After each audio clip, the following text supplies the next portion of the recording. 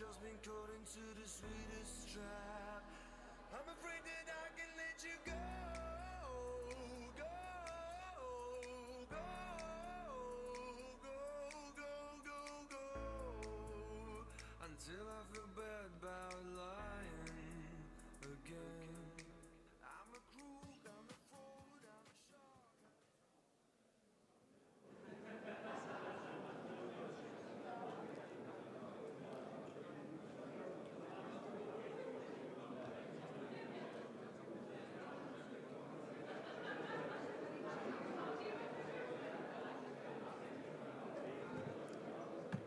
Góðan daginn.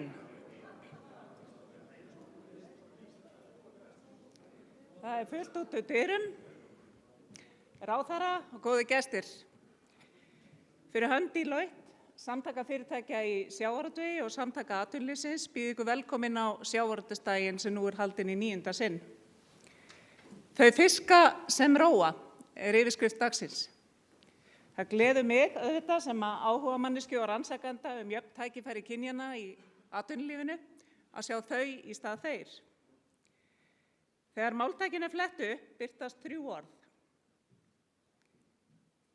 Fengsæld, sjálfsbjargarviðleitni og framtakssemi. Og þau getum við vissulega tengt við sjávarútveginn. Takmörk auðlindar hafsins eru sett frá náttúrunnar hendi og hefur það áhrif á vöxt greinarinnar.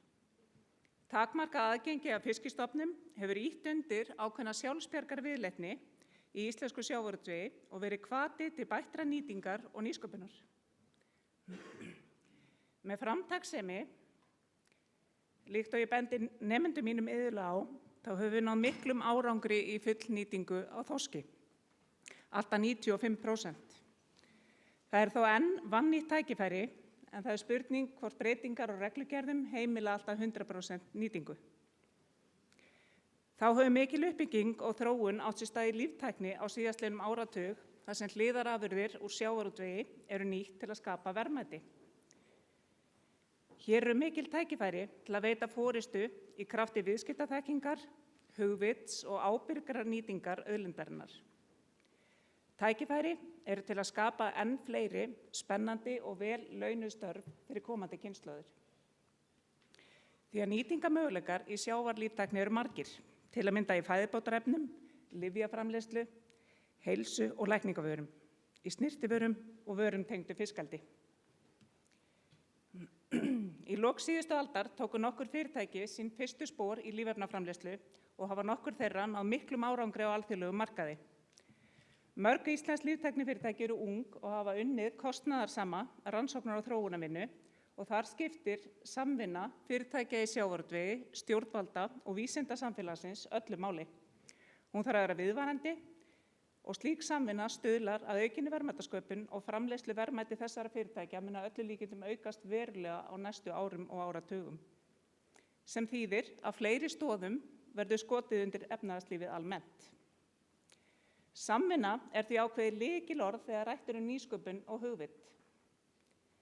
Ísland afar lítið í hinu alþjóðlega samhengi og þau sem starfa í tækniþróun og þekkingarsköpun þekkja það vel að lítill heimamarkaður mikill kostur þegar verið að þróa vörur og þjónustu.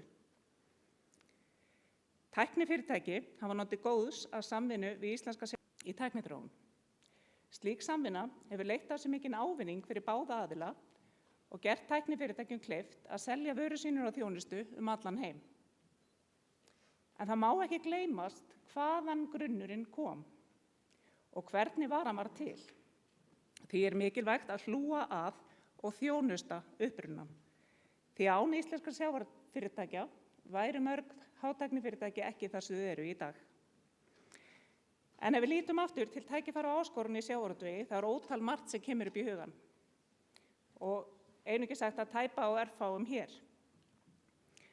Í samtölum mínum við forsvarsaðila í sjávarútvegi þá ein áskorun sem ber reglulega á góma. Eins og við þekkjum þá flytjum við út meirihlutann af öllum fiski sem veiddur hér við land og því eru miklar áskorunir tengdar flutningum og umbúðum. Því eru mikil tækifæri fólgin í því að finna leiðir til að minnka milliflutninga og milliumbúðir. Það fara talsverð verðmæti í þessa flutninga og það mikil sóun sem á sér stað. Þarna eru stór tækifæri í greininni til að þróa nýjar lausnir til þess að minnka kolefnisspor og umhverfisáhrif. En þarna þurfa nýsköpun og hugvit að fara saman til að ná fram ákveðnum breytingum. Sem leiðir okkur að öðru tækifæri fyrir íslenska sjávarútveg, sem eru markaðsmál og vörumerki. Er íslenskur fiskur að fá þá athygli og þann stall á alþjóðavísu sem honum ber? Undir hvaða vörumerki seljum við próteingjafana okkar, sem verða sífellt mikilvægari á tímum minnkandi fæðuöryggis í heiminum? Ásýnd, ímynd og vörumerki skipta miklu máli í sjávarútvegi jafnt sem í öðrum greinum.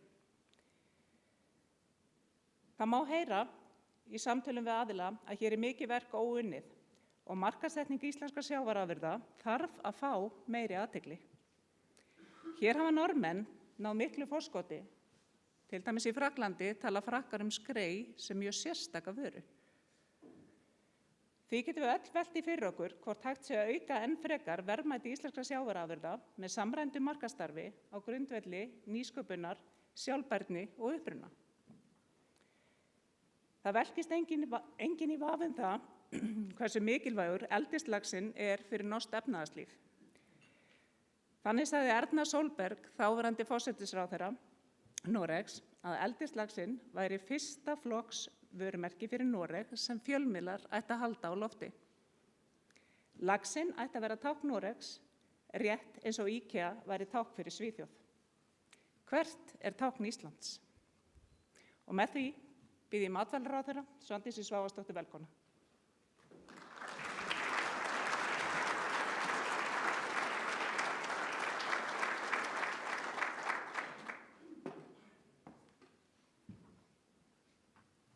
Góði fundarmenn og konur. Það er sérlega ánægjulegt að fá að ávarpa ykkur hér í dag. Þetta er í 8. skipti sem þessi dagur hefur verið með þessu sniði, þar sem Deloitte kynnir greiningu sína á afkomu sjávarútvegs og erindi haldin áskoranir og tækifæri. Sem betur fer hefur þessi greining oftast nær verið með þeim hætti að vel hefur viðrað í íslenskum sjávarútvegi. Þó að aflinn upp úr sjó hafi sveiflast, þá hefur lokaniðurstaðan síðustu ár verið sú að íslenskur sjávarútvegur hefur gengið vel sem heild. Þetta ár, núna yfirstandandi, hefur verið afdrifaríkt á heimsvísu. Stríð geisar í Evrópu og því hefur sjávarútvegurinn fundið fyrir í gegnum breytingar á afurðaverði og í gegnum viðskiptavini sína í Úkraínu. Samstaðan með fólkinu í Úkraínu er mikilvæg, þar sem þarna á sér stað barátta upp á líf og dauða fyrir sjálfsákvörðunarrétti þjóða. Ef að í krafti fantaskapar og stríðsglæpa næst að slökkva ljósin í Kænugarði, erum við öll fátækari. Hingað til hefur þessi samstaða verið órofin hér á Íslandi, þrátt fyrir að í öðrum löndum séu sumstaðar komnir brestir í þessa samstöðu sem snúast þá oftar en ekki eigin hagsmuni. Þess vegna er tilefni til þess að fagna þeirri ákvörðun nokkurra fyrirtækja í sjávarútvegi sem stóðu fyrir styrkveitingum til hjálparstofnana sem eru að störfum í Úkraínu nú í sumar. Það eru miklar áskoranir framundan í sjávarútvegi, þessari rótgrónu atvinnugrein sem hefur verið burðarás í íslensku atvinnulífi og útflutningi áratuga skeið. Helsta áskorunin nú stundir er orkuskipti í sjávarútvegi. Í dag er það jarðefnaeldsneyti sem knýr íslensk fiskiskip. Samt eru trúlega fáar atvinnugreinar jafn útsettar fyrir áhrifum loftslagsbreytinga á sjávarútvegurinn.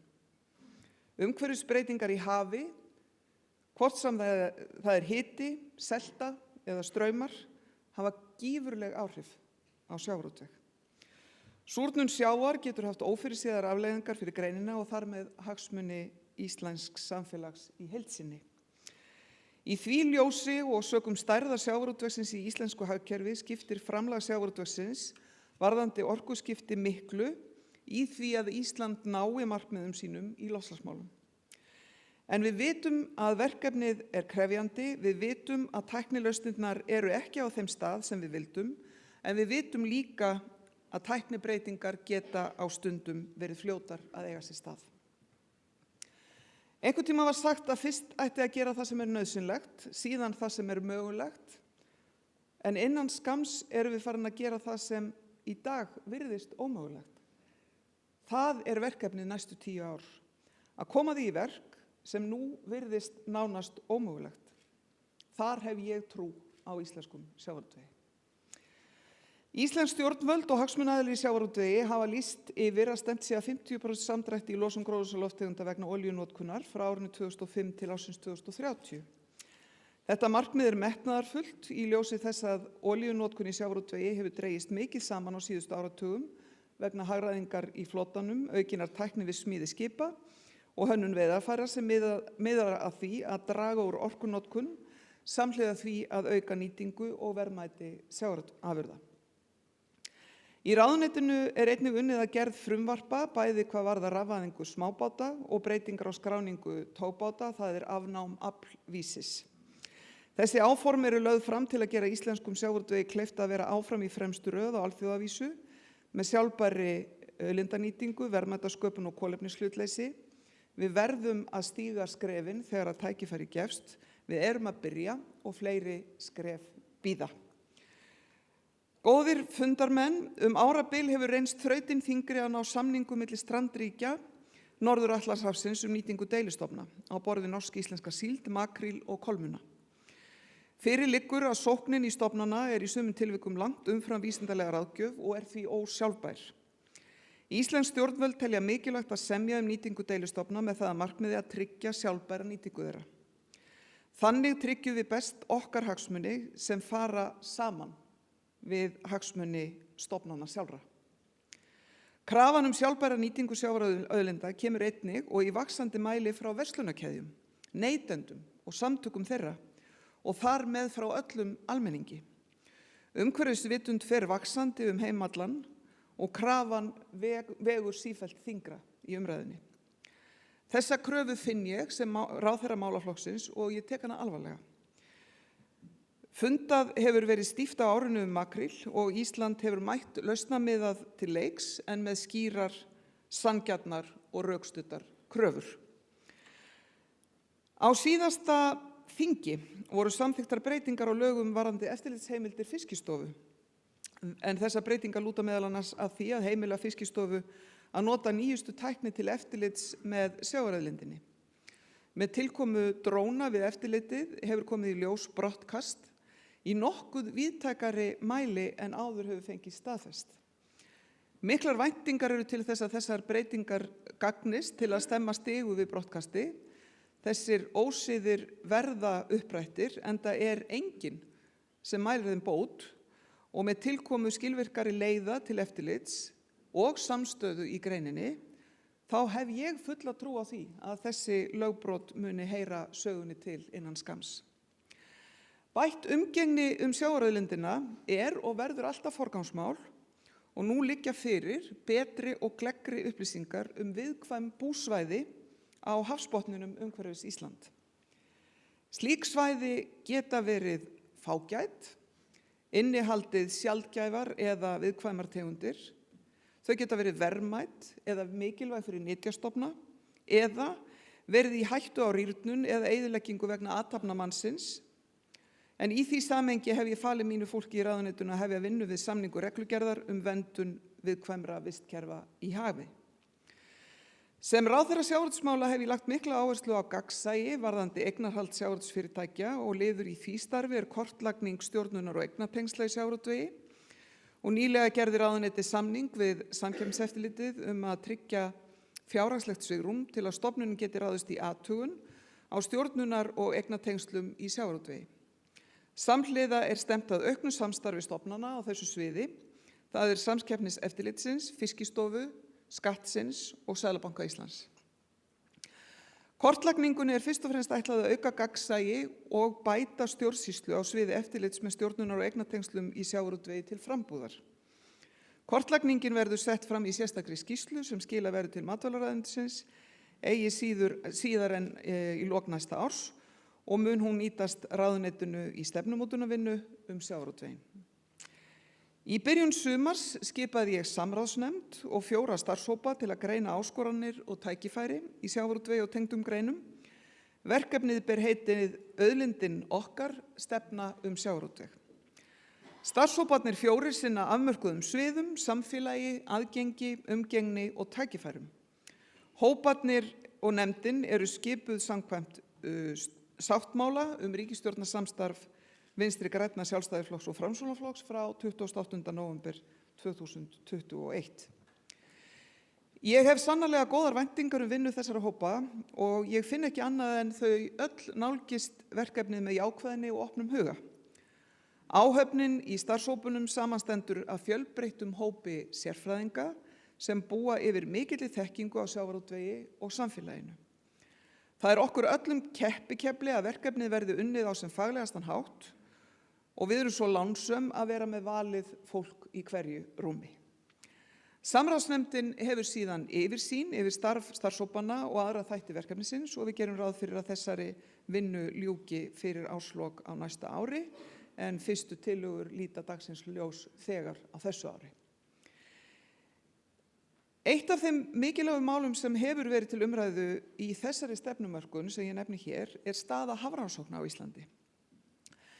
Ég fór þess að leituð Jóhann Sigurjónsson að taka saman greinargerð þá stöðu sem hann skilaði núna fyrir nokkrum vikum og raunar er svo skýrsla aðgengileg á vef Auðlindarinnar okkar. Þar veltir hann upp afar áleitnum spurningum fjármögnun verkefna Hafró og mikilvægi þess að festa betur í sessi sjálfbærni í umgengni við fiskistofna í lögum ásamt mörgum fleiri áhugaverðum þáttum. Ég hef í hyggju að leggja sérstaklega áherslu á þessi mál sem matvælaráðherra. Því að við erum í svo mörgu háð því að skilja betur hafið, vistkerfi þess og þær breytingar sem eru að verða á því. Ásamt því að leita svara við eilífðarspurningum auðvitað sem snerta nytjastofna og nýliðun í okkar mikilvægu stofnum. Góðir fundarmenn og góðar fundarkonur, það hefur oft verið sagt að það einkenni trúverðugt fólk að það geri eins og það segir. Það er hægt að skrifa út miklar og fallegar lýsingar á áformum og stefnum.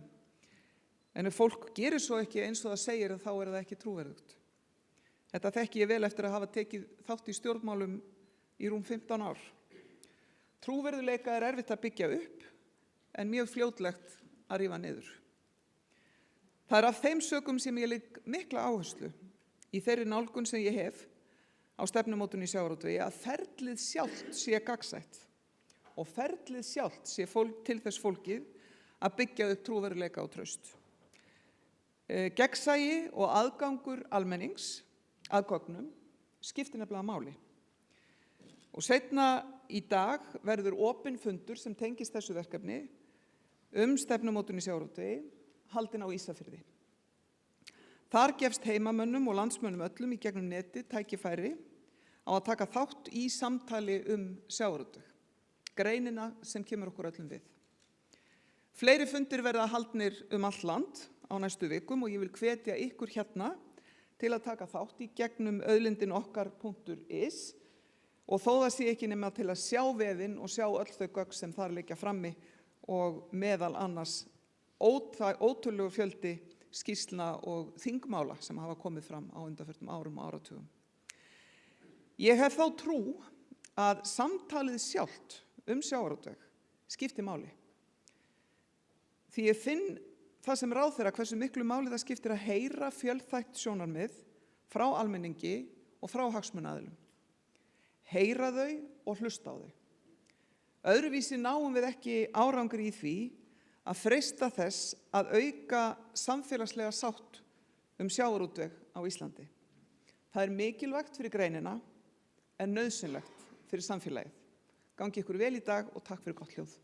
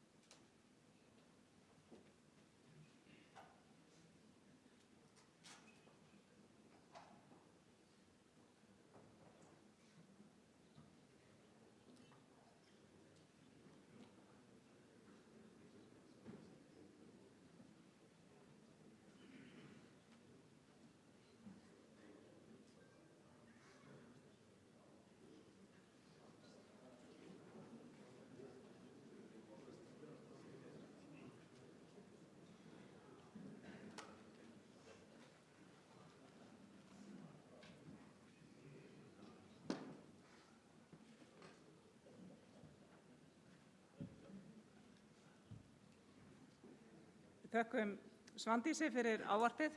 Það eru smá tækni vandamál hérna.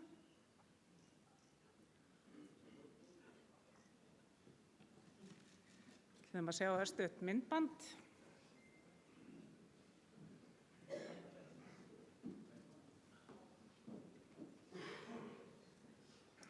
Ég heiti Jón Þór Eggertsson og annar stýrimaður á Baldwin NC frá Þýskalandi. Ég fæddur uppalinn á Dalvík og pabbi var sjómaður og afi átti útgerð á Dalvík, þannig að má eiginlega segja þetta sé bara svolítið í blóðinu og maður hefur einhvern veginn alltaf leitað á sjóinn, sko. Og byrjaði því þegar ég var 16 ára gamall. Þannig að það er erfitt að hætta því. Það er mjög gaman að starfa í sjávarútveginum, en þetta getur verið krefjandi og alls ekki fyrir alla kannski, en hentar mér mjög vel.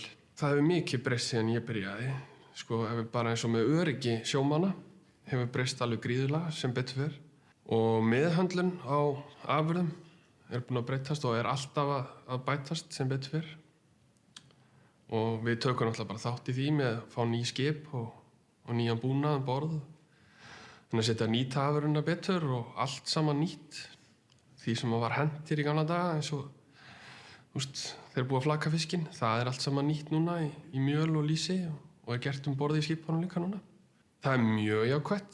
Það þýðir meiri peningur fyrir okkur og minna sem er hent. Takk fyrir þetta. Meiri peningur fyrir okkur og minna sem er hent. Mikilvægi Íslands sjávarútvegs hefur verið óumdeilt í efnahagslífinu, en til að standa undir lífsgæðum hér á landi þarf að auka útflutningsverðmæti þjóðarbúsins verulega. Lengst af hefur íslenskur sjávarútvegur verið máttarstólpi í gjaldeyrisöflun og ein af öflugustu útflutningsgreinum þjóðarinnar, líkt og Jónas Gestur Jónasson hjá Deloitte mun fara yfir hér á eftir. En það er fróðlegt að bera okkur saman við nágrannaþjóðir okkar og velta því fyrir sér hversu langt er þangað til að sjávarútvegur hér á landi mun þróast líkt og í Noregi. Að eldi muni verða stærra í útflutningsverðmætum en hefðbundnar veiðar. Eru það 5 ár eða meira? Kæru gestir, þetta eru vangaveltur. Ég vil bjóða Jónas Gest velkominn til að fara yfir staðreyndir. Hann mun fræða okkur afkomu sjávarútvegsfyrirtækja og fiskveiða á árinu 2021. Gjörðu svo vel, Jónas.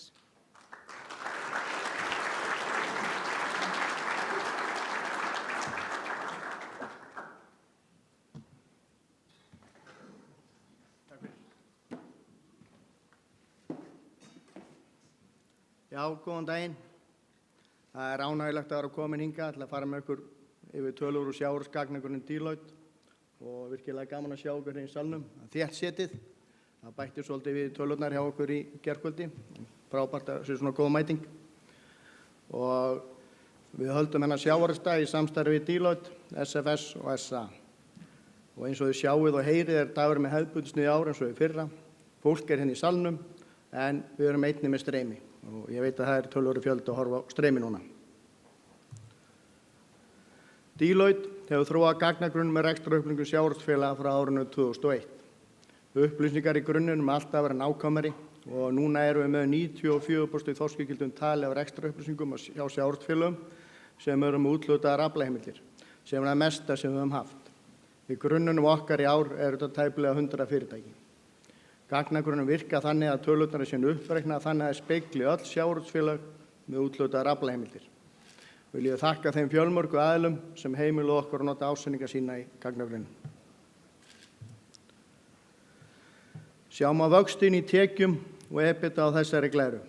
Grænu súlurnar sýna þróun á tekjum frá árinu 2017 til 2021 og gráu súlurnar EBITDA. Hvíta línan sýnir síðan EBITDA framleiðina hlutfallslega af tekjum. Tölurnar á myndinni er á verðlagi hvers árs eins og allar tölur í þessari kynningu. Tekjur í sjávarútvegi jukust 25 milljarða frá árinu 2020 8,8%. Verðvísitala sjávarafurða hækkaði 8,9% frá árinu 2020. Heildaraflinn jókst 13% á milli ára og munar það miklum aukning og síld og svo að sjálfsögðu góðum loðnum 2021 en engin loðna var veitt á árinu 2020. EBITDA hefur aukist frá árinu 2017 og er mjög góð á árunum 2019 til 2021. EBITDA-framlegð var 25% eins og við sjáum á myndinni 2020 og hækkaði 27% árið 2021.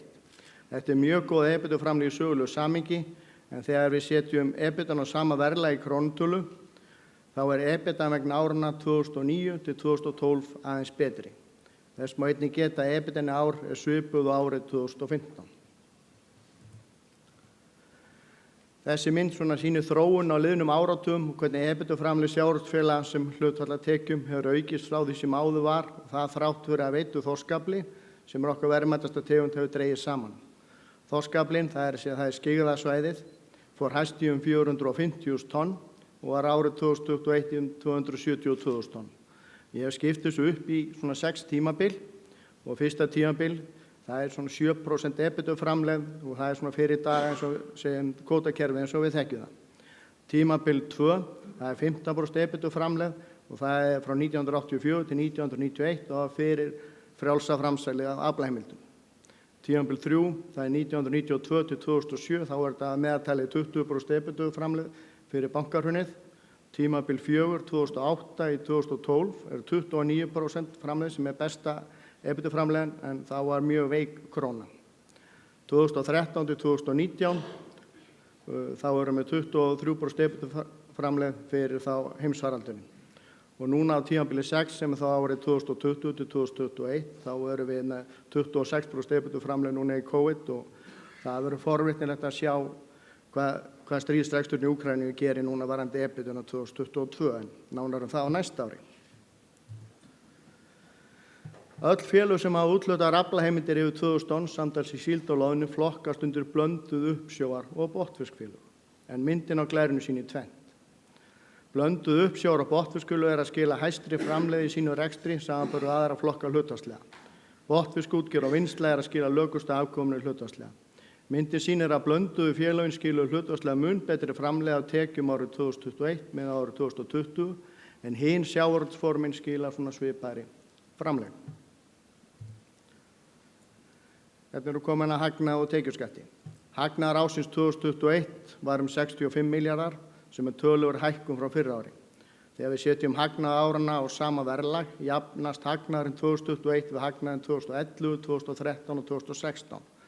Á árunum 2017 og 2018 var minnsti hagnaður í sjávarútvegi frá árinu 2009 og næstu glærum þá ætla ég að greina þennan hagnað síðastliðna 2 ára. Hér sjáum við svokallaða brú á hagnaðnum, þar sem byrjum á EBIT, þar sé hagnað fyrir vexti og tekjuskatt, en við ætlum samt að sýna fyrst söluhagnað varanlega rekstrarframlag. Svo við sjáum á myndinni er EBIT 68 milljarðar, söluhagnaðurinn 3 milljarðar, vextirnir nettó eru 9 milljarðar, gengishagnaðurinn 7 milljarðar, hlutdeildartekjur í öðrum félögum 8 milljarðar og reiknaður tekjuskattur 15 milljarðar. Og þannig endar hagnaðurinn 65 milljarðum. Og svo ef við skoðum sambærilega mynd fyrir árið 2020, þá sjáum við þetta svona, þá er EBIT 57 milljarðar, söluhagnaður 5 milljarðar, nettó vextirnir 10 milljarðar, hérna er töluvert gengistap sem 19 milljarðar. Hlutdeildartekjur í öðrum félögum 2 milljarðar og reiknaður tekjuskattur 7 milljarðar, hérna enda þá hagnaðurinn 29 milljarðum. Heildarskuldir hafa aukist frá árinu 2017 en lækka nú í fyrsta skipti á þessu tímabili. Sjáum við heildarskuldir í gráusúlunum árið 2021 í grænusúlunni. Heildarskuldirnar árið 2021 voru 457 milljarðar en lækkuðu 4 milljarðar á árinu. Skuldir sem hlutfall af EBITDA hafa farið hratt lækkandi frá árinu 2017 samhliða hækkandi EBITDA og er þetta hlutfall 5,4 í árslok 2021. Sjáum á þetta á hvítu línunni. Það er sér ásinn þá hægra megin. Nýja langtímaskuldir umfram afborganir nemu 48 milljörðum síðastliðin 5 ár samkvæmt sjóðstreymi félagana. Undanfarin 5 ár hafa nýja langtímaskuldir verið umfram afborganir hverju ári nema árinu 2020 þar sem viðsnúningu er þar sem afborganir langtímalána umfram ný langtímalán. Hérna sjáum við fjárfestingarnar í varanlegum rekstrarformum í milljörðum í súlunum samkvæmt sjóðstreymi félagana og fjárfestingu sem hlutfall af EBITDA í hvítulínunni. Fjárfestingarnar er meðaltali 23 milljarðar á árunum 2017 til 2021. en þess má einnig geta afskriftir fastafjármuna þeirra kringum 16 milljarðar. Það má segja að þessar tölur sýni styrk greinarinnar, áskorunartengdar heimsfaraldri hafi ekki haft áhrif á fjárfestingarnar. Þá komið arðgreiðslunum. Súlurnar sýna arðgreiðslur í milljörðum króna og hvíta línan sýna arðgreiðslur hlutfall af EBITDA frá fyrra ári. Arðgreiðslan sem hlutfall af EBITDA er 26%, arðgreiðslan lækkuð árið 2021 með árið 2020 3 milljarða. Hagnaður ársins 2020 var 29 milljarðar og arðgreiðslan er því 64% hagnanum. Þess má geta helmingur af þessum arðgreiðslum til skráðum félögum á hlutabréfamarkaði.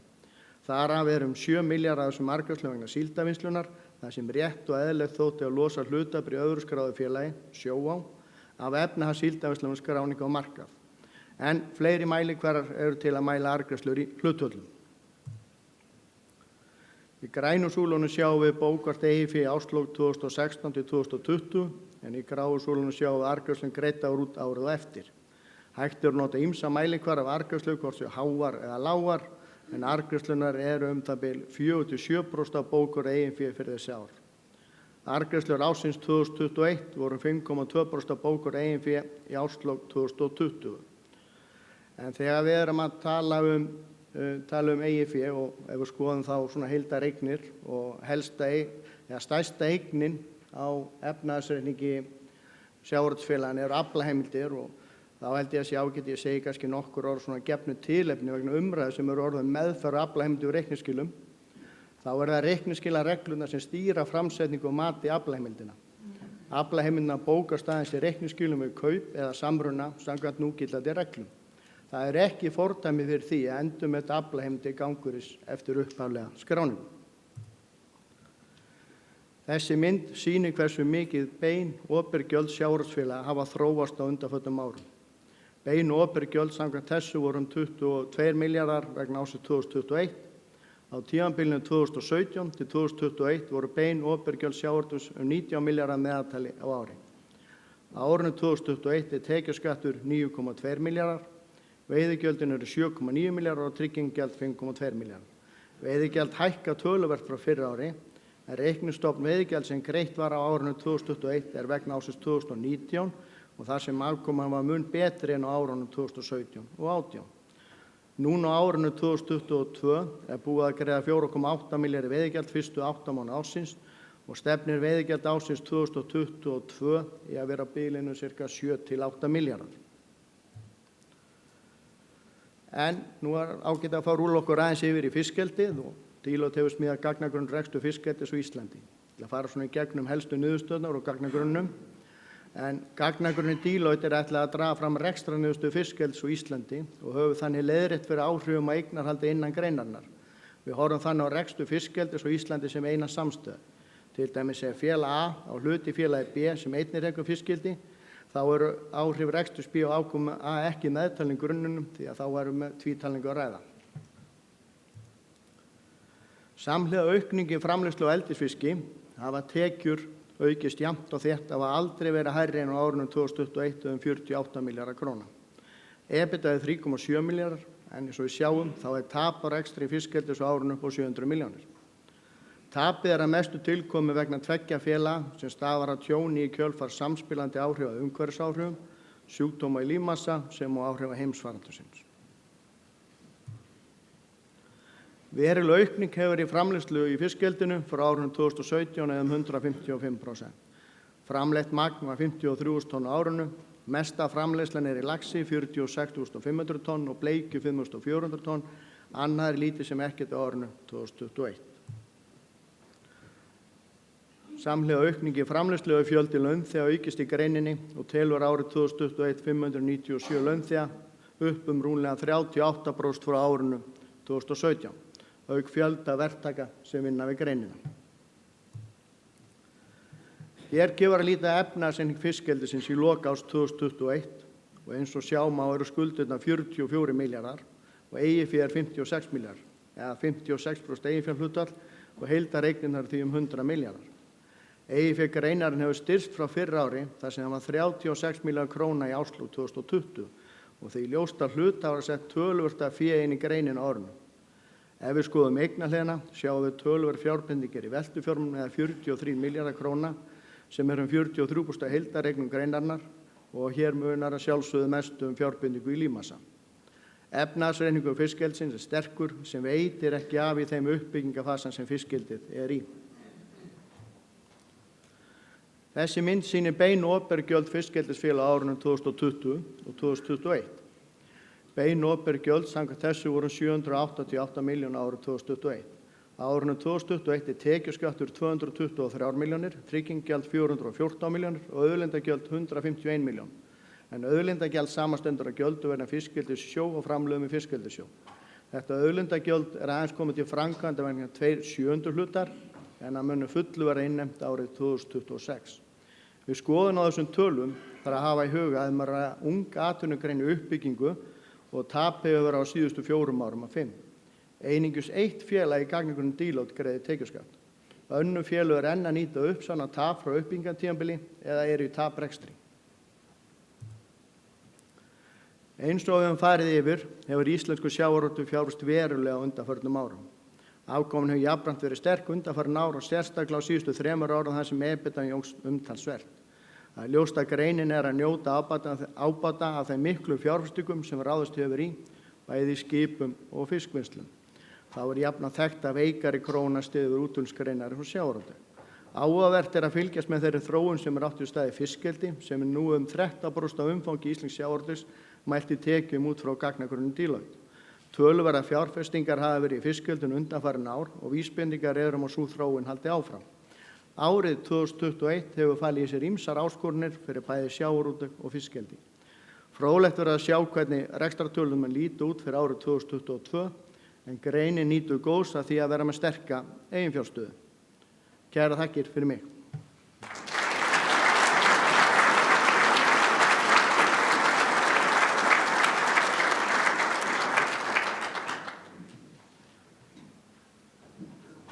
Ég heiti Kolbrún María og er að starfa sem aðstoðargerðarstjóri hjá Brim. Ég valdi sjávarútveg sem starfsvettvang af því að ég ólst upp á Ísafirði og þar var alumræðefnið sjávarútvegurinn og fiskurinn, bæði á heimilinu og allri fjölskyldunni og ég bara sá fjölbreyttu möguleikana í sjávarútveginum og sem var síðan ástæðan fyrir því ég fór að læra sjávarútvegsfræði. Sko, það er mjög margt breyst á þessum 10 árum kannski sem að ég hef svona verið í sjávarútveginum og það er kannski aðalega þessi hátækni vinnsla er að koma meira inn núna með þessar miklu framþróun og það krefst náttúrulega aukinnar sérfræðimenntunar í því. Ég held að vera mjög mikið breyting áfram, kannski ekki að pröfu hefur verið en svona kannski öðru breytingar líka bara með að nýta meira, kannski minnkar fiskurinn sem mega veiða og þá náttúrulega þurfum við að læra að nýta hráefni betur og þá náttúrulega meiri sérfræðistörf í kringum alla nýtingu, nýta roðið, nýta allt úr hverjum fiski. Já, það er mjög spennandi, þessi framþróun í sjávarútveginum og gaman að taka þátt í.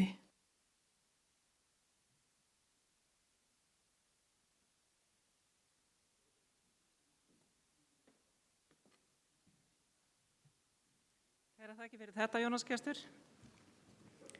Spennandi að taka þátt í sjávarútvegi fyrir ungt fólk.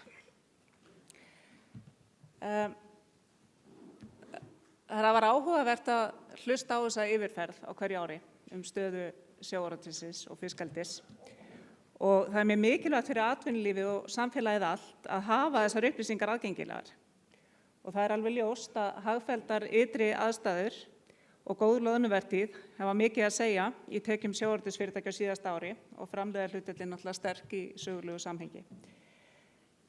En þessi kannski er áhugavert líka þetta að bein opinber gjöld eru aukast tæpa 5 milljarða á milli ára og þá eru horfur fyrir 2022 góðar því á fyrstu 9 mánuðum ársins eru útflutningsverðmæti sjávarafurða 258 milljarðar. En ef við snúum okkur að alþjóðlegum markaði, þar sem gríðarleg samkeppni ríkir, að þá eru neytendur og kaupendur sífellt að verða kröfuharðari. Kröfur aukin gæði, rekjanleika og sjálfbæra framleiðslu hafa mikil áhrif á íslenskan sjávarútveg. Kaupendur vilja gæða hráefni á góðu verði og þar skiptir ferskleiki og meðhöndlun afurða miklu máli.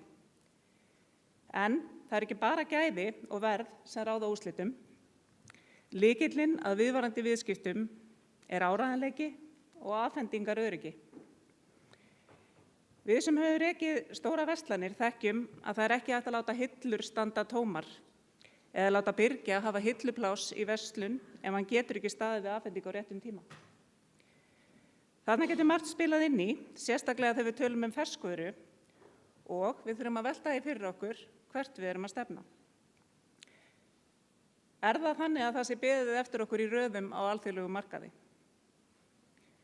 Því miður, þetta er afar dýnamískt og þetta er erfitt samkeppnisumhverfi. Einn þeirra sem þekkir harða samkeppni á erlendum mörkuðum er Þorsteinn Már Baldvinsson, forstjóri Samherja, og hann spyr, verðum við 3%? Gjörðu svo vel, Þorsteinn.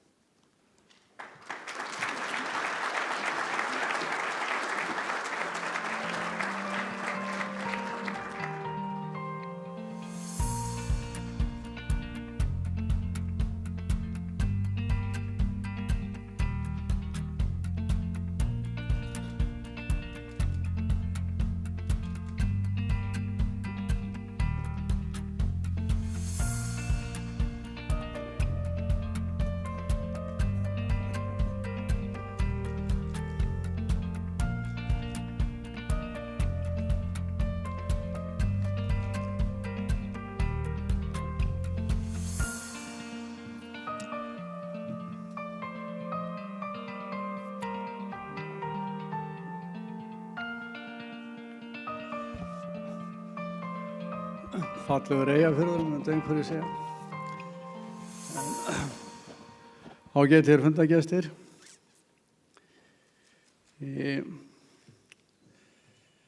Það er að sjálfsögðu ánægjulegt að sjá þær tölur sem var verið að birta áðan. Mér finnst ætla nú að fá að kommentera svona kannski fyrst á þær að það er náttúrulega gríðarleg sveifla á gengisliðum upp á heila 26 milljarða og þeirra menn eru sem að hefur þá áhrif á mikil áhrif á hag útgerðar og fiskvinnslu að þá finnst mér að það þurfa að greina það betur. Við erum með mínus 19 milljarða sem að ég hefði haldið að kæmi af styrkingu Evróp, sjávarútvegsskulda bæði skulda mikið heldur mynd, evran styrkist 2020 og 2021 þá sjáum við að bæði evran veikist sem að gefur þá hagnað í reikningu félagsins og síðan styrkist til krónan. Þannig að ég hafði lagt til að næst þá myndum við þegar við erum konið svona stóra tölur að þá greinum við hann gengismun líka, en það er alveg ljóst að ég lít svo á árið á síðasta ár hafi verið hálfgert bónusár. Við fengum hann á loðnuvertíð mjög góða sem að hafði þá sem við ekki haft í nokkur ár sem að hafði verulega áhrif á verið niðurstöðunar. Þegar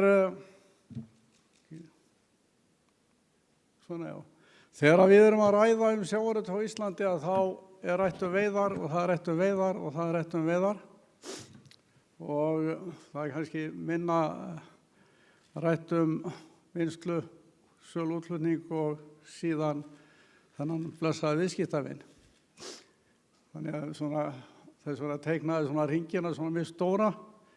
Ég ætla að fjalla þetta frá kannski aðeins öðru sjónarhorni núna. Ég ætla að fjalla kannski sjávarútveg allt út frá sjónarhorni neytandans. Það er jú það sem að upphafið og reyndar endirinn er. Það er að segja að við búum að framleiðum vörur sem að okkur tekst að selja. Það er jú þannig að við á Íslandi við erum að fiska margar tegundir og erum að flytja vörur eða framleiða vörur fyrir alla heimshluta. Það er að segja við erum með uppsjávarafurðir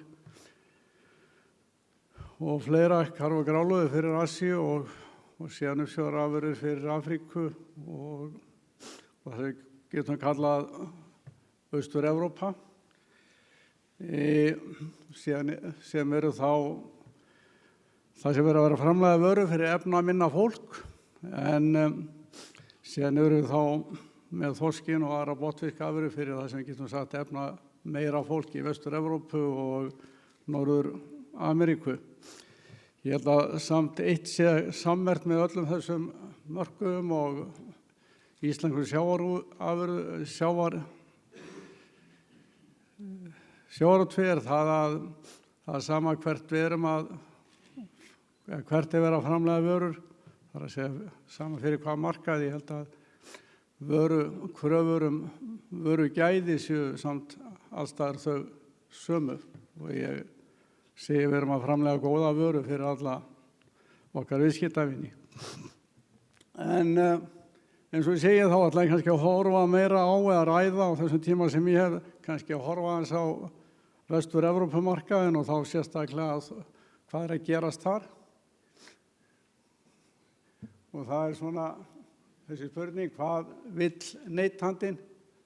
Hann vill fyrirsjáanleika, hann vill einfaldleika, hann vill gæði. Og það er kannski þessi orð og það er kannski breytingar sem eru að verða á smásölunum. Við erum háð því að geta selt fisk inn í smásöluna, þar fer magnið og þetta er kannski það sem hefur verið að gerast, að við sjáum að eldisafurðir er að hluta til að taka yfir stóran hluta af þessum neytendamarkaði. Það er að segja að það er eldisafurðin sem að hafa orðið meira og meira pláss í hillunum og það sem að er þá athyglisvert líka er að þessum sem við getum kallað vinstri myndin, en þar er þessum fiskborðum hefur verið að fækka. Þetta er að fara meira yfir í pakkaðar afurðir. Það er eitt sem að er áberandi fyrir alla verslunarkeðjur, það er að eins og var sagt hérna áðan, menn vilja ekki hafa hillurnar tómar. Menn vilja, þegar vara tekin inn, menn vilja vera í því, það sem er kallað 365.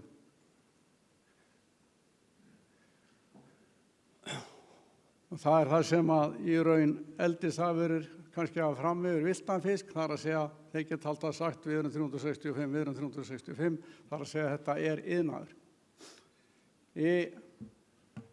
Þetta kannski lýsir þetta alltaf sem er að gerast líka. Vígi þorsksins hefur lengst að verið í Englandi, eða það er að segja meðal annars, þar hefur okkar sterkasta vígi verið, stærstu þorskmarkaðir. Við sjáum að á síðasta ári í raun er fluttinn meira af þorski heldur en af meira fyrirgefið af laxi heldur en þorski. Og ég langaði til að ég var að bera saman hér þorskverð og verð á laxi á síðasta ári og fyrstu mánuði ársins. Ég held að það komi mörgum það óvart að þetta eru innflutningsverð til Þýskalands. Þið sjáið að laxinn er allstaðar, við trúum til alltaf að þorskurinn sé besti fiskurinn, en þið sjáið að laxinn er allstaðar mun dýrari.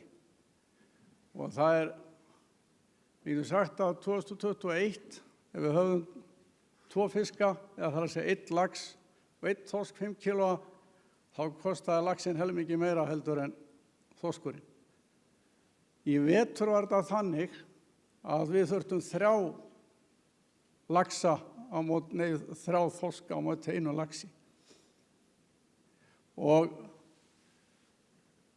við getum velt fyrir okkur hvað alveg, þetta finnst mér vera stóra spurningin, af hverju er þetta orðið svona? Það er ljóst að þarna er verið að kaupa og menn borga fyrir þennan stöðuleika. Það er að segja, laxinn er þarna 365 daga á ári. Hann er alltaf hann. Og það er í raun, menn vilja að það sé pláss alltaf í hillunni, neytandi geti gengið að sömu hillunni og náð sér í vöru. Það er það sem að í raun menn hafa fram yfir villtan fisk. En þetta er orðin ótrúlega mikil munur og sýnir hvað menn eru tilbúin til að borga fyrir stöðuleikann. Og það sem að maður skoðar hvað hefur gerst í Englandi, það er margt gerst þar á síðustu árum og kannski hollt að fara yfir, að það eru sterkur markaður velborgandi fyrir sjófiskflök í Englandi. Markaður sem Íslendingar og Norðmenn höfðu. Markaður í dag sem að Rússar hafa alfarið tekið yfir að ná næst. Þetta er velborgandi kröfuharður markaður. Þeir sem hafa verið að bjóða upp á ferskan fisk í Englandi, það hefur breyst yfir það sem við getum kallað refresh. Það eru stóra breytingar í Englandi þegar Tesco ákvað einni nóttu að hætta í ferskum fiski heldur fara yfir uppþýddan unnin fisk. Og það hafa eiginlega stórt fyrirtæki sem Íslendingar áttu einu sinni Seatilt, þeir fóru yfir úr fersku yfir í frosið, það er að segja frosinn fisk, það er að segja heilan frosinn. Ég ætla að koma að því svo á eftir hvar fámenn þennan frystafisk. En það er, þessir aðilar, þarna er enn aftur dæmum það menn á tilbúin til að borga mjög hátt verð fyrir heilfrystan fisk frá Rússlandi og Noregi, óunnin, frystan á sjó, síðan er hann unnin nálægt markaðnum og menn hafa þennan stöðleika, menn nenn ekki að eltast við það kemur fiskurinn eða kemur fiskurinn ekki. Og það er kannski þetta sem er umhugsunarefni fyrir okkur íslenskar sjávarútveg. En breytingin var, þetta gerðist eins og að segja í Englandi, þetta gerðist á einni nóttu þegar Tesco hætti í fersku og fór yfir í það sem kölluðu þá refresh, það er að segja, fór að selja fisk sem hafi verið frystur áður og unnin seinna. Þetta er eiginlega ferðalagi sem við kalla á fiski. Uppþýddur fiskur, hann er unnin nálægt markaðnum, hann er unnin þar sem að vinnulun eru ódýrari heldur á Íslandi. Og sem þýðir það að við segjum gæðin eru lakari, en hann hefur líka lengri líftíma, fyrir þar að segja markaðurinn hefur, eða verslunarkeðjan hefur stærri eða lengri tíma til að selja.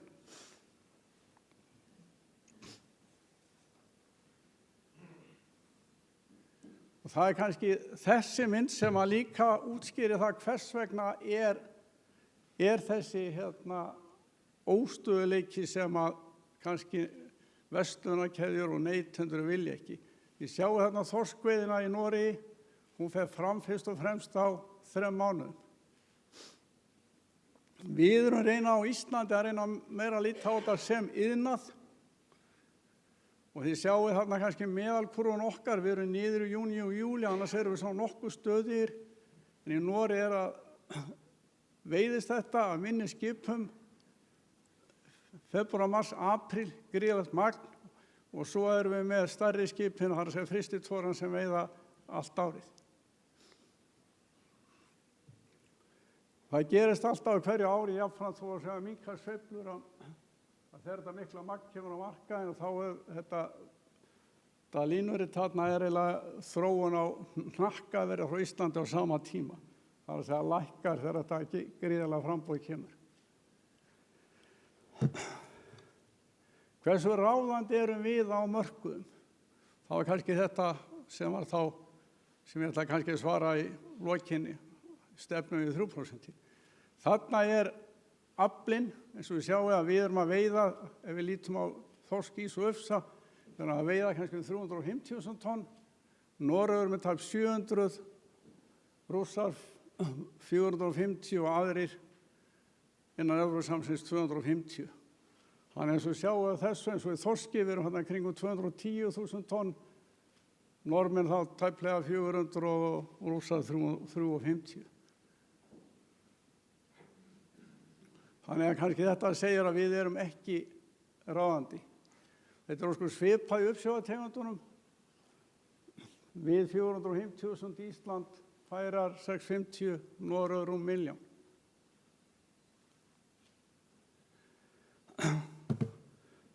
Þarna er kannski komið að því sem að ég er að tala sem er kannski, ef maður skoðar hillupláss, hvað er það sem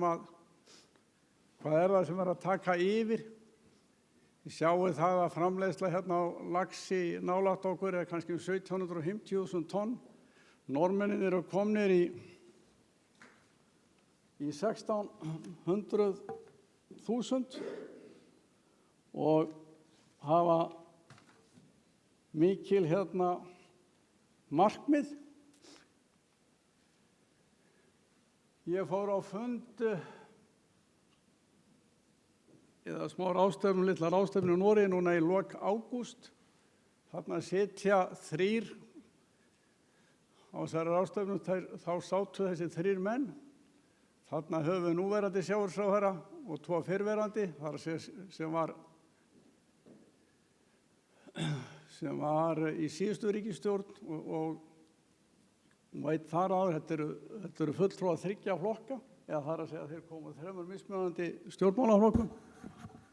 Og svo sjáum við þarna áætlanir sem að Rannsóknastofnun Noregs hefur gert hvernig laxinn á að vaxa eða sá iðnaðurinn. Allir þessi 3 aðilar sögðu 3 milljónir tonna 2030. 3 milljónir tonna 2030, 3 milljónir tonna 2030.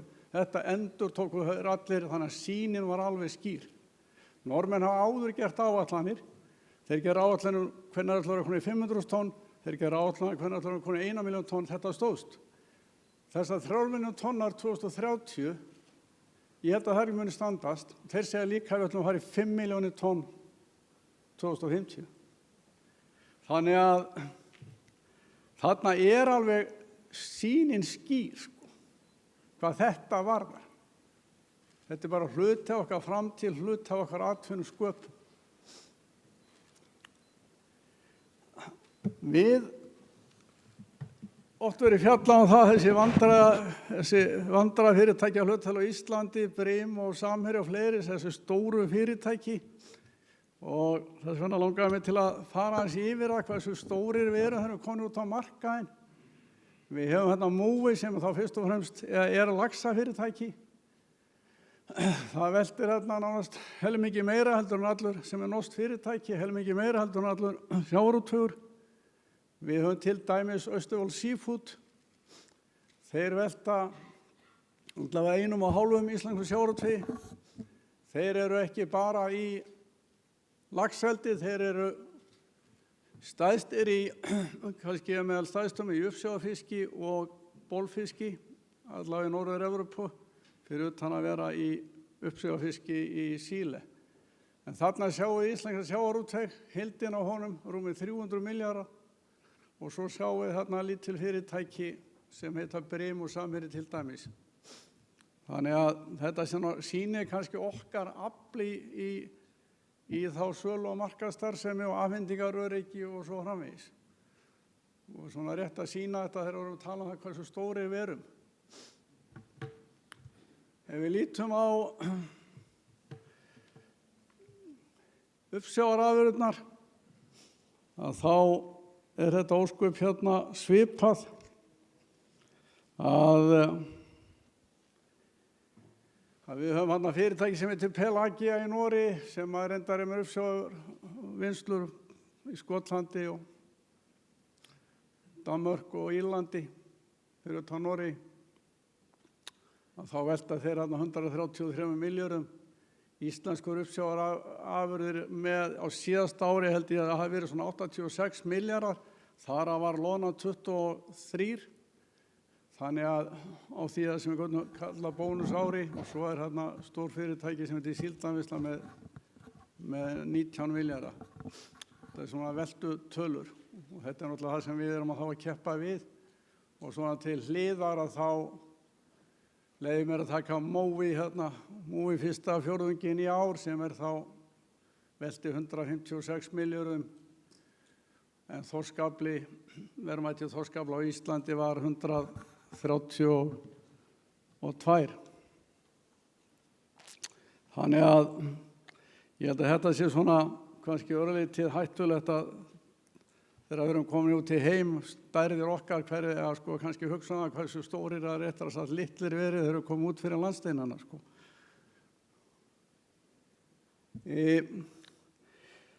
Það var eitt af því sem ég ætla nú að gera, kannski á nú svona grunnur að þessu erinda, ég kannski færa hans yfir í samanburð og samkeppnina og það er kannski þetta sem ég vildi alltaf að byrja á og segja það er samkeppni, eiginlega samkeppni og mest að sjálfsögðu neytendur og síðan erum við í alþjóðlegu umhverfi og svo er það annað sem að í raun hvernig höfum við það er að segja hverju samkynur okkar í samandi við vinnuafl. Við vitum það að megnið af fiski Norðmanna fer óunnin úr landi, það er að segja frystitogarar, hvort sem eru frystitogarar línubát þannig slíkt, þeir veiða helmingin af þorskaflanum í Noregi og síðan er þá rússnesku togarafloti sem búið að endurbyggja á síðasta árum að þeir má segja að 99% þeirra afla er frystur borð, þar að segja annarkvort heill eða flagghaður. En ég ætla nú bara að leiða mér á stoltur þegar ég sé á þessa glæru, ég get alveg rætt hana við hvern sem þar að segja þetta er engin geimvísindi og stundum þegar verið að ræða launatölur og samanburðinu lönd að þá verist það verið einhver geimvísindi en þetta er nú mjög einfaldur fyrir mér útreikningur og samanburður. En ég ætla bara að leiða mér á stoltur að við allavega þær tölur sem þegar ég sett þetta upp að þá eru hæstur launakostnaðar í fiskvinnslu á Íslandi og ég ætla bara að vera ánægður með það sjálfsögðu. En eins og ég sjáu þarna þá er stærstu fiskvinnslur í bolfiski í dag eru í Póllandi í frystum fiski, þar að segja þeir kaupa mikið af heilum fiski og þeir eru orðnir langt stæðstir inn á þessa verslunarkeðjur með uppþýddan fisk og geta þá þar alveg boðið upp á þennan stöðuleika. Það stærstu þorskvinnslurnar í dag og langstærstu laxavinnslur í dag eru í Póllandi og það er engin þá tilviljun. Það er bæði gott vinnuafl, stöðugt og svo framvegis en í Noregi í Póllandi eru langstærstu laxavinnslur. Við erum með vinnslu sem að vinna á 200 tonn og við erum með bolfiskvinnslu þar sem eitt dæmi upp á 50 tonn. Þar fyrir utan hvað er næststærsta vinnslan líkum að segja í bolfiski, hún er í Kína. Ég bara minni á fyrirbyrðið sem hét einu sinni á Íslandi, Rauði herinn var að kaupa rússafisk og í raun fór frá Íslandi til Kína, það sem er mikill fiskur unninn. En þetta er svona samanburðurinn og ég ætla bara að vera stoltur á honum Varðandi skipastólinn, þá Norðmenn hafa byggt gríðarlega mörg skip að undanförnu. Þetta eru svona 2 nýleg skip, annað skipið bæði 80 metra skip, annað 1 Solbergingar sem sést þarna. Við erum búin að byggja einhver 2 skip eftir 2000 frystiskip. Norðmenn eru búin að byggja 20 frystitogara eftir 2010 og 10 línubátar sem að frysta fiskinn.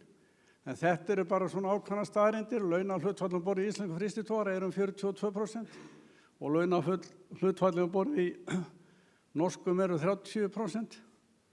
Þessu til viðbótar að þá þurfum við að borga 1% af aflaverðmætinu fyrir einfaldlega að setja hann í land sem Norðmenn borga 0 fyrir.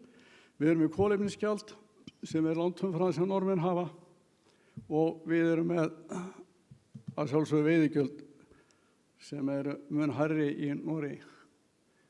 Og það er engin tilviljun að þeir hafa verið að endurnýja flottan miklu meira heldur en við en búið að byggja hérna fjölda nýrra línubáta og svo framvegis og ég held að þessar tölur sem ég hafi farið yfir í raun segja að hluta til hvers vegna en við skulum líka hafa það í huga að þegar við förum í 30 upp í 42 þá skal að tekið fram að sjómennirnir fá ekki öll þessi 12%, þar að segja að launum sjómanna fer örugglega helmingurinn til ríkisins, þannig að við getum sagt hvað sem við kallaði veiðigjöld eða skatthlutfall, þá af þessum 12 fara 6 til ríkisins og 6% til sjómannanna, þannig að getum kallað það hluti af okkar veiðigjöldum.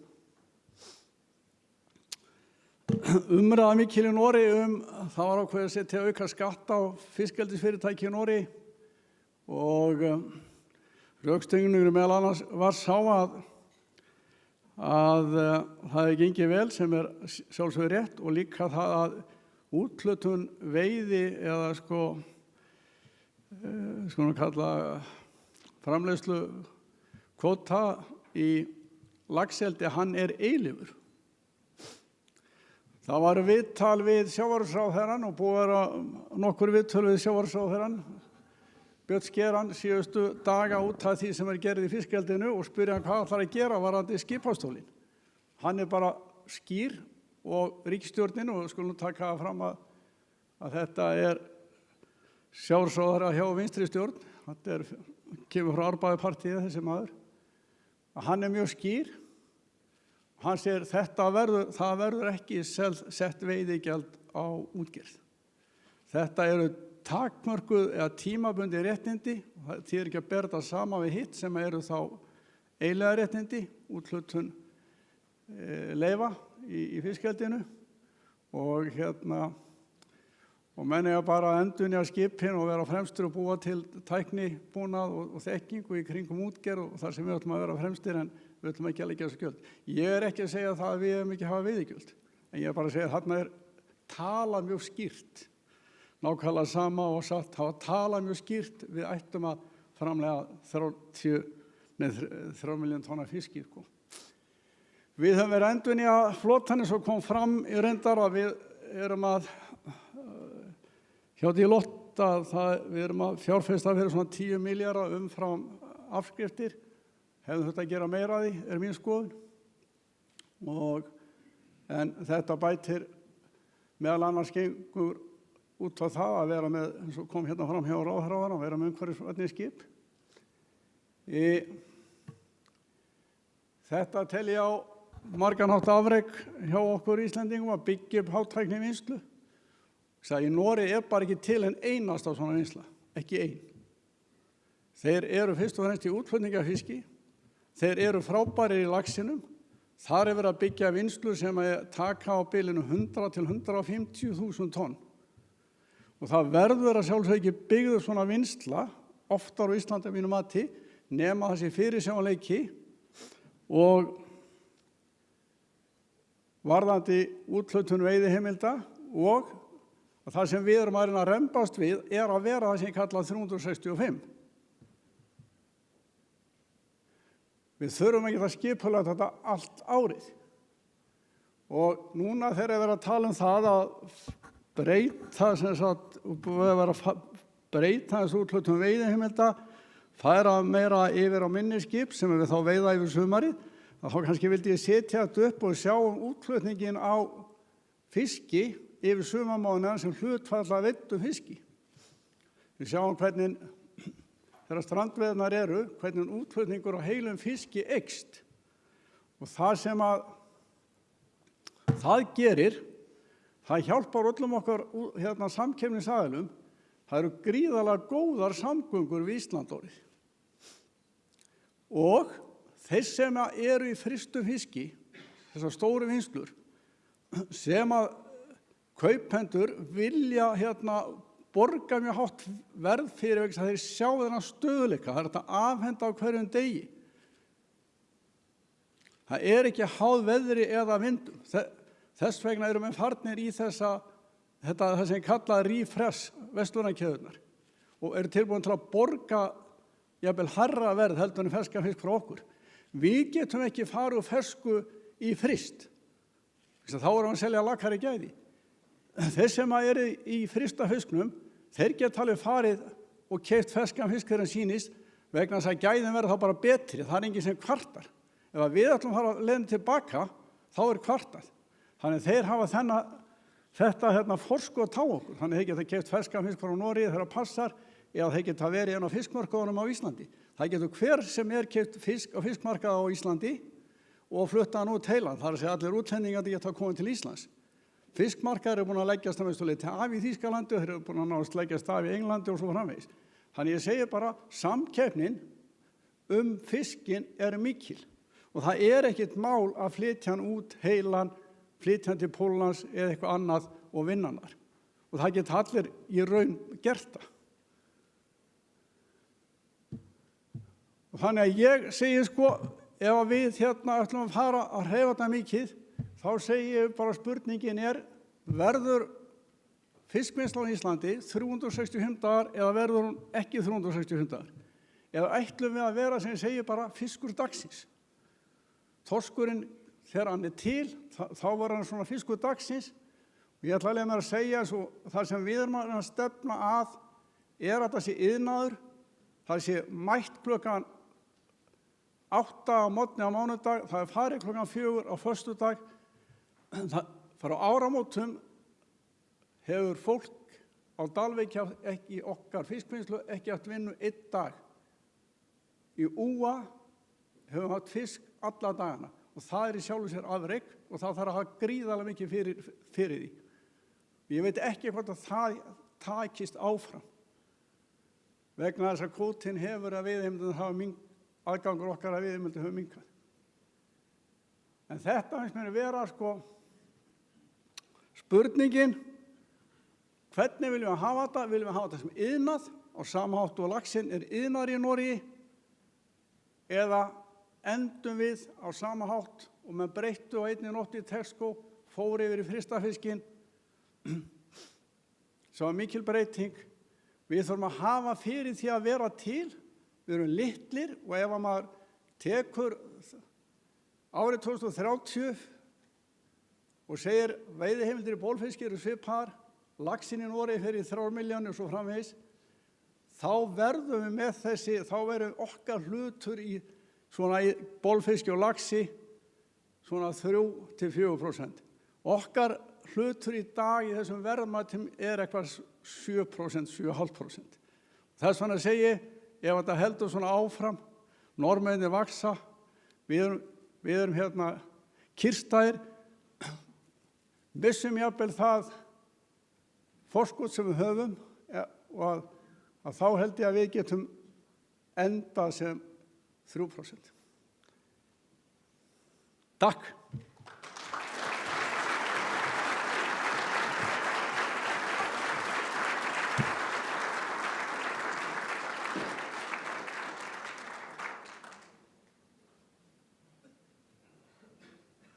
Ég heiti Sindri Már Friðriksson og ég starfa fyrir sölufyrirtæki Samherja, Iceberg Seafood og ég sölufulltrúi þar í Asíudeild.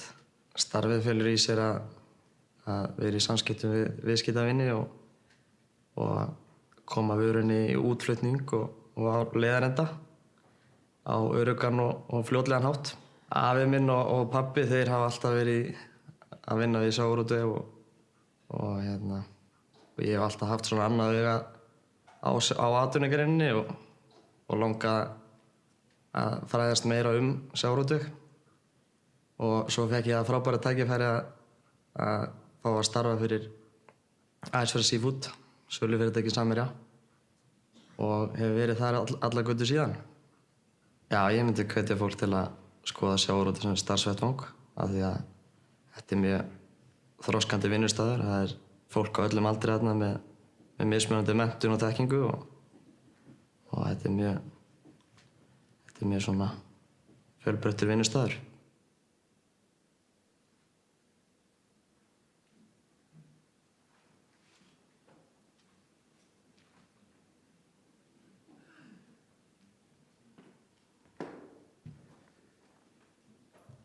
Takk fyrir þetta, Þorsteinn Már. Betra að hafa punktana sína með sér. En það var áhugavert að velta fyrir sér það sem að Þorsteinn kom inn á með stærð sjávarútvegsfyrirtækja og sérstaklega í alþjóðlegu samhengi. Og ætla að ræða þetta mikið í alþjóðaviðskiptum í Háskóla Íslands að við erum afar smá og jafnvel þótt við eigum 2 fyrirtæki mjög neðarlega á listanum yfir 100 stærstu sjávarútvegsfyrirtæki í heimi, að þá getum við séð til dæmis að stærsta sjávarútvegsfyrirtæki sem japanska fyrirtæki Marua Nikkiryo, að árið 2020 að þá var það með tekjur upp á rúma 7.200 milljónir bandaríkjadala. Og 4. stærsta sjávarútvegsfyrirtæki heims eins og Þorsteinn kom inn á, norska fyrirtækið Movi, með tæpar 4.300 milljónir bandaríkjadala. Þannig að bara svona til að setja þetta í samhengi eins og hann reyndar gerði hérna áðan, að þá tekjur þessa eina norska fyrirtækis 2 sinnum meiri en samanlagðar tekjur allra íslensku fyrirtækjana. Þannig að þetta mjög áhugavert og þó einhverjum kunni að finnast íslensk fyrirtæki stór, að þá eru þau í alþjóðasamhengi og í alþjóðaviðskiptum agnar smá. Og þetta eitt af því sem að meðal annars komið inn á í bók sem kom út í fyrra eftir mig og Ágúst Einarsson, Fisheries and Aquaculture, the Food Security of the Future. En það fleira.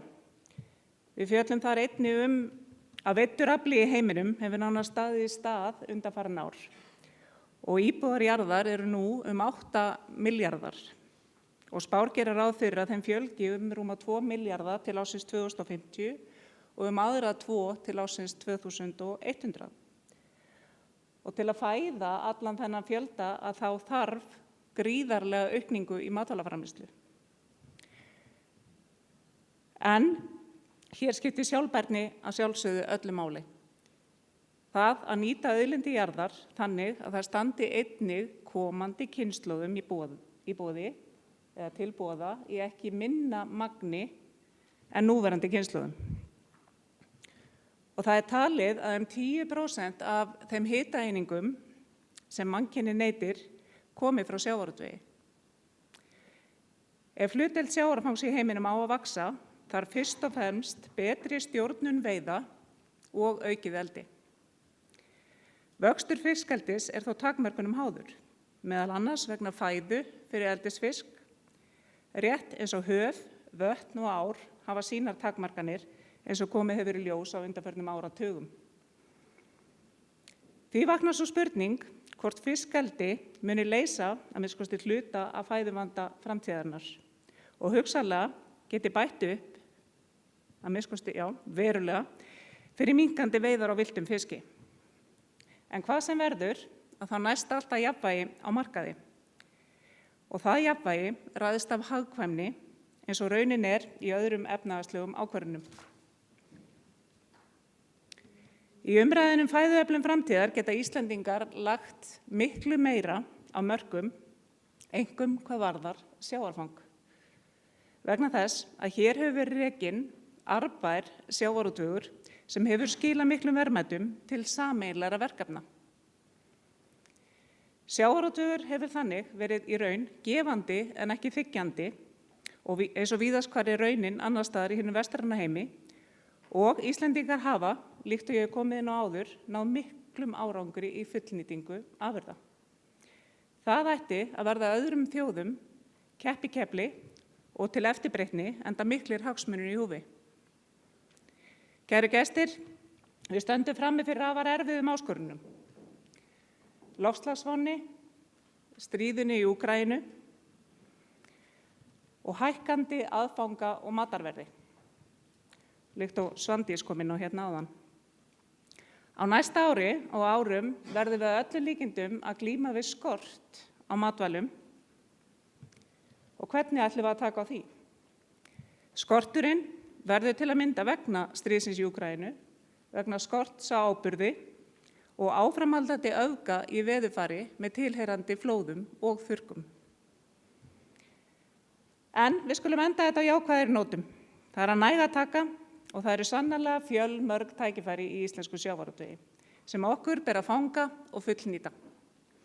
Ég ætla að enda þetta á orðum Ásgeirs Jónssonar, seðlabankastjóra frá sjávarútvegsdeginum árið 2018. Ég veit að eitthvað verið pirraður en hann sagði: í engri annarri grein geta Íslendingar lýst yfir alþjóðlegri forystu nema í sjávarútvegi. Fyrir hönd Deloitte, Samtaka fyrirtækja í sjávarútvegi og Samtaka atvinnulífsins, þá vil ég þakka frummælendum og ykkur öllum fyrir komuna og áheyrnina. Takk fyrir og njótið dagsins.